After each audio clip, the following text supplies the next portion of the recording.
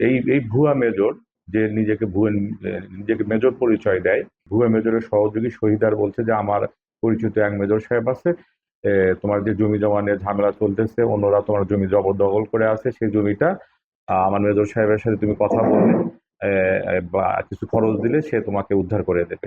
আজ বিকেল 1:30টার দিকে আমার কাছে ফোন আসে যে বড়খাতা এলাকায় একজন মেজর এবং মেজরের সহযোগীকে আটক করে রাখছে স্থানীয় লোকজন।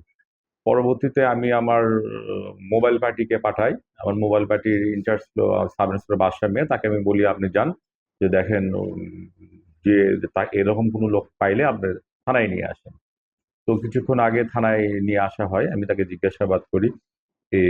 এবং এই এই ভুয়া মেজর যে নিজেকে মেজর পরিচয় দেয়, এই ব্যক্তিটি আজ থেকে প্রায় 1 মাস পূর্বে আমাদের যে লোকটার কাছ থেকে টাকা দাবি করেছে, রফিক নাম, তার বাড়ি বড়খাতা 4 নম্বর ওয়ার্ডে।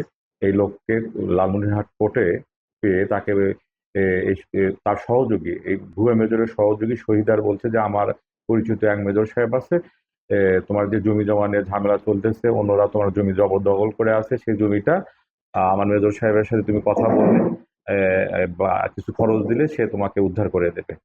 পরবর্তীতে এই মেজরের সহযোগী শহীদার রহমান রফিকের সাথে কথা বলে এবং কত টাকা নেবে সেই অনুযায়ী চুক্তি করে যে 50,000 টাকা দিতে হবে এবং মেজর সাহেব তার জমি উদ্ধার করে দেবে। তো এর আগে আজকে সপ্তাহখানিক আগে এই রফিকের কাছ থেকে ডিমলা এলাকায় যে সে 20,000 টাকা নেয়, 50,000 টাকার মধ্যে। আর আজকে এই মেজর সাহেব তার বাড়িতে আসছিল, এই ভুয়া মেজর সাহেব আজকে তার বাড়িতে আসছে বাকি 30,000 টাকা নেওয়ার জন্য। তখন স্থানীয় লোকজন তাকে আটক করে, পুলিশকে খবর দিলে পুলিশ সেখান থেকে তাকে ধরে নিয়ে আসে। মাঠের অলরাউন্ডার আমি, আর ঘরের allrounder Tylox. Tylox toilet cleaner, clean মানেই টাইলক্স। তার বিরুদ্ধে আমরা নিয়মিত মামলা নিয়ে বিজ্ঞ আদালতে তাকে প্রেরণ করব ও এবং তার বিরুদ্ধে আমাদের যাবতীয় যে আইনগত কার্যাবলী আমরা সম্পাদন করব।